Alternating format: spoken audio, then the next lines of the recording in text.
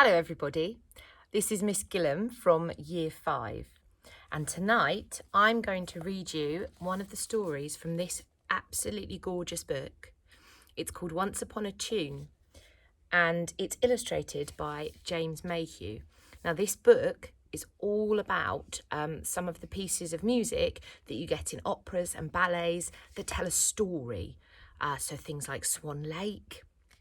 And the one I'm going to read you is one of my favourite pieces of classical music. And if you want to listen to the music, you'll just need to find the one called The Sorcerer's Apprentice. The early morning sunlight fell upon dusty shelves and cobwebby bottles and moved slowly across the floor. The sorcerer's tower was unusually quiet, as if waiting for something to happen. It was rare for the sorcerer to go out for a whole day, and this was the first time he'd left the boy alone. He'd thought long and hard before taking on an apprentice to help him, but he was getting old and needed someone to do the cleaning and the preparations for spells, so he'd found a boy in the town who he thought would be about the right age, old enough to be useful, but young enough to be trained. The young apprentice was delighted at first. Imagine working for a real sorcerer and learning magic. But most of the time he was just cleaning and washing, and he wasn't allowed to do anything interesting.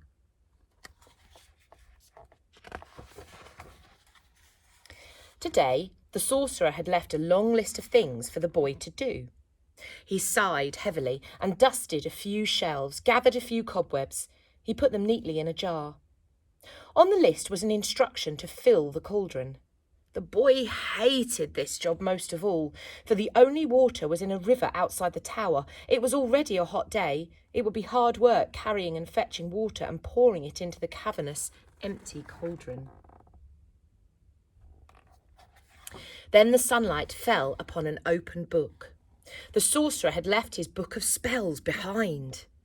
The boy couldn't believe his luck, and he looked curiously at the open page. There, before him, was a spell to make ordinary things come alive. Dare he read the spell? He glanced around for a useful object and saw, leaning against a wall, an old wooden broom with twiggly bristles. The boy laughed. "It'll never work," he said to himself, "but I'll try anyway." He muttered the words over and over, raising his hands as he had seen the sorcerer do. The words seemed to hang in the air.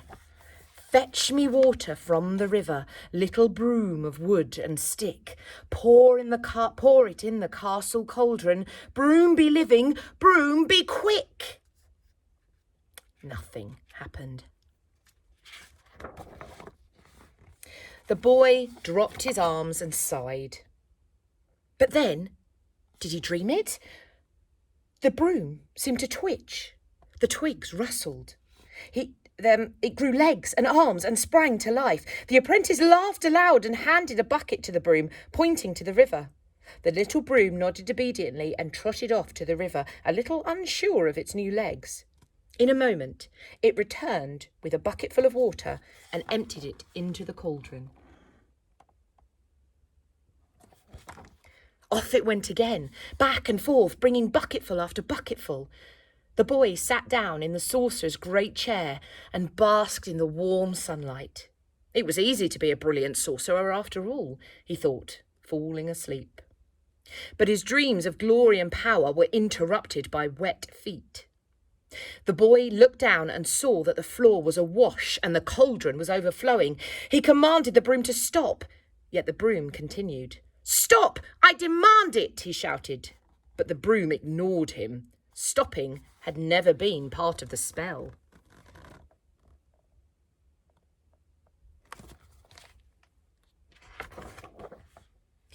More and more water was carried in, the broom walking faster and faster.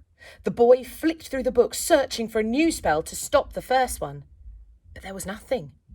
In desperation, he grabbed an axe, ran to the broom and chopped it in two. "There," he said, "that'll stop it." But it didn't. To his horror, both halves grew arms and legs. Both carried buckets and both ran to the river, faster and faster, pouring water into the tower. Soon the water was up to the boy's waist, then his neck. The bottles and books were floating, and the water got deeper and deeper. Would it fill the whole castle? Would the entire town be flooded? Perhaps the whole world would drown.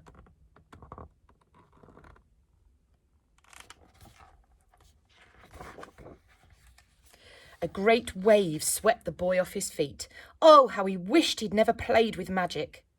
At that moment, the sorcerer appeared at the door, the water rushing by him. He raised his arms, uttered a few powerful words, and the boy fell with a bump onto a dry floor. The water was gone. The cauldron was empty. The broom was once more leaning against the wall.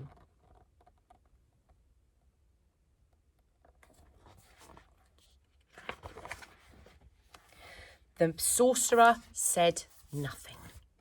He knew the boy had learned his lesson. Magic is a complicated matter, but sometimes you have to find that out the hard way. He handed the bucket to his apprentice and pointed to the river. The boy scurried off and began the long job of filling the cauldron. But he was glad to do it the usual way, without flooding the world and without any magic.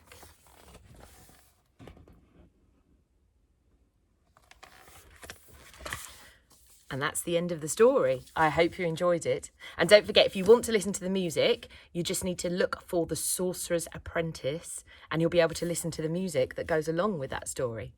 Good night, everybody.